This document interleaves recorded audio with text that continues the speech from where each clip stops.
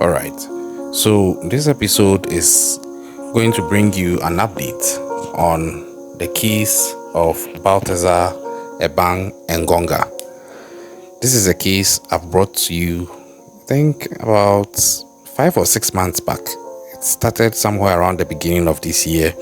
And if you are not familiar with it, Battazar Engonga is the most controversial figure in the history of Equatorial Guinea because he was at the center of a sensational scandal involving leaked sex tapes with over 400 women in Equatorial Guinea.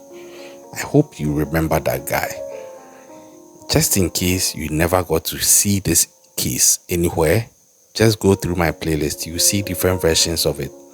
This guy actually had physical intimacy with several women. And yes, in case you are wondering, he's married and he was actually doing this with people's wives. Some are ministers and high people of high repute in the country. And he himself was a very high government official, and it looked like he was abusing his power. When this case broke, people were thinking that maybe he actually coerced the ladies and all. There was a whole investigation on this, and some people were thinking he was going to be sent to prison for this. But guess what? He wasn't found criminally liable for anything with regards to those tips with those over 400 women. And people thought that Battazar Engonga possibly had beaten the law. Little did they know that there was actually something else that was being investigated on him. That actually eventually led to these videos being uncovered. But it's not that the videos were the main thing being investigated. People sometimes get lost in the details. He was actually being originally investigated for suspicions of misappropriation of funds and embezzlement as a government official. And guess what? He has been found guilty. Before I get into the details and the breakdown of what he was actually found guilty of, amounts involved, and what he actually did with the money that is, to me, so senseless, let me first thank you once again for all the support you've given to the channel thus far. And I really appreciate it. But for those of you who are watching and haven't subscribed, please help push the channel by just hitting the subscribe button.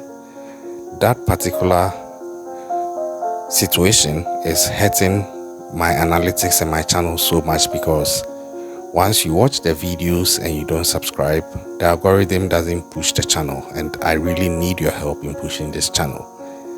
Thank you so much. Back to the case at hand. So, a court in Equatorial Guinea has subsequently found Battazar Engonga guilty of multiple financial crimes, including embezzlement, illicit enrichment, and abuse of power. Now, these charges actually came from his role in the mismanagement of a state-owned financial enterprise, where, according to what investigators are saying, they uncovered large-scale corruption and misappropriation of public funds. And guess what? As it stands now, Battazar Engonga is to face a possible 18 years in prison. And he's also being fined approximately 910 million CFA franc. And he's been banned from ever holding a public office for the duration of his sentence. Yeah. So that is what he is facing now. And somebody was like, yeah, good riddance, serves him right. But I was like, there's a saying that nothing can be hidden under the sun. All secrets eventually get revealed, and any nasty or evil thing you are doing somewhere will eventually come out. And sometimes when it's juxtaposed with the law, it may not be illegal, although it's ethically wrong, And so people may think, yeah, whatever I'm doing, it, even if it comes out, it's not a crime. But they forget that once you are unethical, although that particular thing you are doing which is unethical is not a crime, your lack of ethics in itself would possibly lead you to start committing crimes, which the justice for the unethical things you did, which were in themselves not crimes, would start transferring to you being uncovered for the other things you are doing, which are actually crimes. And you are doing that because you lacked ethics. I know it's a big runaround, but I hope you get it. Shortly put, I'm just saying that just do the right thing. It helps you be ethical and it keeps you out of trouble that may become a legal issue. And you could see that Battazar Engonga, he was power drunk. Yeah, and how many men wouldn't be power drunk if they are walking around with tips of over 400 women being intimate with them? Most men would feel on top of the world. And it's not surprising that that overblown ego possibly led to this, where he is now found guilty of embezzlement and is facing a possible 18 years in prison. It is unclear if he's going to appeal, but it's been several months of legal drama because, you know, when the whole thing about the footages came out, it seemed like that was where the whole focus was. But as is typical of investigators, they would keep quiet and still continue on doing the work that they primarily are investigating. So when this bombshell dropped, I was not surprised because it looked like the whole notoriety about Battazar Engonga was just limited to the over 400 women and the tapes he had with them, and that was it. Very few people looked beyond that and wondered what had become of the case of embezzlement, misappropriation, and abuse of power being leveled against him. That's why I'm saying that sometimes people get lost in the details, and if you're a subscriber to this channel, you should try not to be one of those people. I will help you not to be one of those people. So I was still following the case. And like I promise you at the end of each episode I bring, I tell you I'm following the case. And I was following this case, waiting to see what would actually manifest out of it.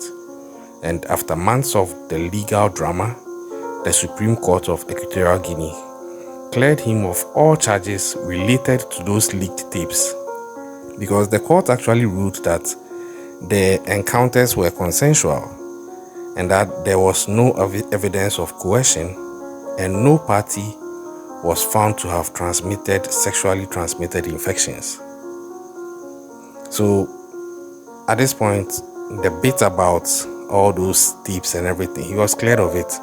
And also they hadn't found he had actually leaked it. If he had leaked, maybe there would have been some legal implications, but there was nothing found in that regard. So people thought he had beaten it, but guess what? Despite his legal acquittal, the scandal severely damaged his public image and earned him notoriety across Central Africa and beyond. And I think it was a global thing because I saw even TMZ in the US reported on this. And like I was saying, after all the back and forth, people were just closed off about the fact that there are other things Battazar Engonga is being investigated for. And it's unfortunate because at the end of the day, he's a married man. And there were also some reports of tapes of his wife doing similar things. I don't know what was going on between them, whether they have a fetish of a sort, but that is their business. But the bigger picture is that he is a father. He has kids with his wife. Now, the kids are watching their father go through all these things and then end up also in jail for possibly 18 years. I'm in no way saying Battazar Engonga is a victim. He is nobody's victim. But I'm just zooming in on the impact it has on the kids. And he has about 5 or 6 kids with his wife. Some are male, some are female. He has boys and girls.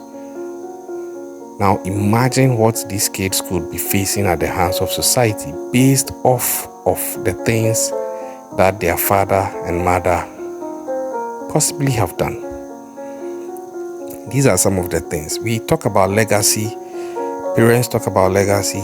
But sometimes the legacy left by parents for their kids are actually negative. And instead of the kids relishing and thriving in positive legacy that would have been left by parents, they are actually left to suffer through negative and damaging legacies left by their parents. And I know this is actually going to take a toll on his kids. Maybe not now when they are so small, but when they start growing. The internet never forgets. The internet never forgets. And in as much as someone would say that, well, it's the father and it's not the children who did it, there's a saying that sins of the fathers will be visited upon the children. The children are innocent, but some people in society would always want to highlight that this act done by their father sort of leaves a stain on the children. I don't agree with that.